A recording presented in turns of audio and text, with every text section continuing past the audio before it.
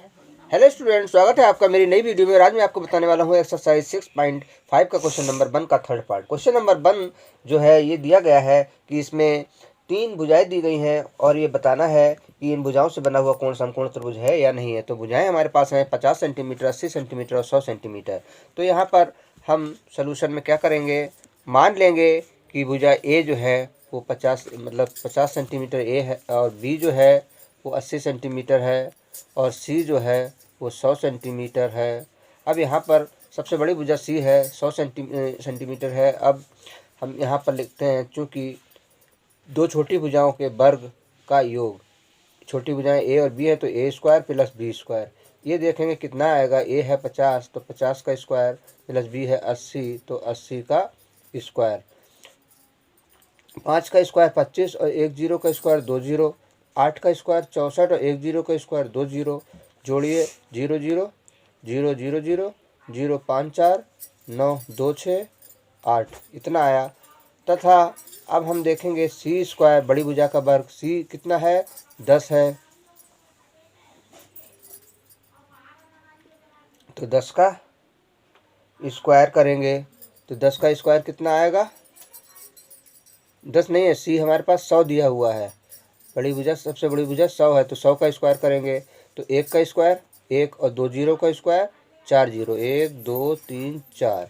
तो ये हो जाएगा 100 का स्क्वायर इकाई, दहाई, सैकड़ा, हज़ार, 10,000, 10,000 हो जाएगा हमारे पास। तो यहाँ पर हम देख रहे हैं कि चूँकि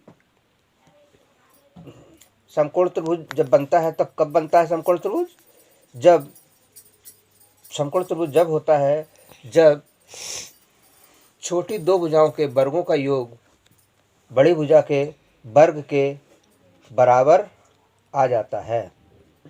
लेकिन यहाँ पर ऐसा नहीं हो रहा है, यहाँ पर ऐसा नहीं हो रहा है क्योंकि यहाँ पर छोटी भुजाओं के वर्गों का योग बड़ी भुजा के वर्ग से कम है। तो लिख लेंगे, चूँकि A square plus B square is less than C square, अतः दी गई भुजाओं से बना त्रिभुज, दी गई भुजाओं से बना त्रिभुज समकोण नहीं है, समकोण नहीं है। इसी के साथ हम देखिए इसका फोर्थ पार्ट करते हैं। फोर्थ पार्ट में हमें क्या कहा गया है, फोर्थ पार्ट में कहा गया है कि इसकी जो भुजाएं हैं वो 13 सेंटीमीटर, 12 सेंटीमीटर, 5 सेंटीमीटर हैं। तो सलूशन में लिख लेते हैं हम, A equal to 13 centimeter, B equal to 12 centimeter, C equal to 5 centimeter. अब यहाँ पर सबसे बड़ी भुजा कौन सी है, सबसे बड़ी भुजा 13 है, ए है। छोटी भुजाएं बी और सी है तो लिखेंगे, चूँकि छोटी भुजाओं के वर्गों का योग बी स्क्वायर प्लस सी स्क्वायर बराबर बी है 12 तो 12 का स्क्वायर प्लस सी है 5 तो 5 का स्क्वायर, तो 12 का स्क्वायर 144 प्लस 5 का स्क्वायर 25। जब इनको जोड़ेंगे तो 4 और 5 9, 4 और 2 6 और 1 169 आएगा।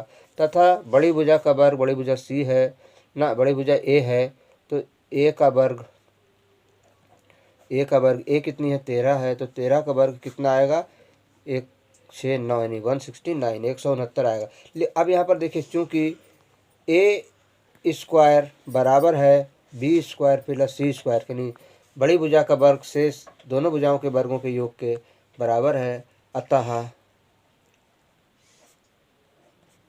दी गई भुजाओं से बना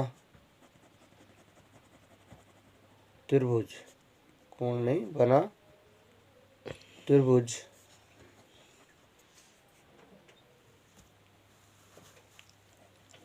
समकोण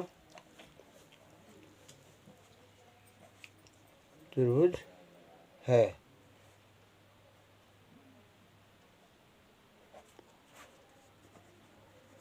ये आंसर हो गया इस तरह से।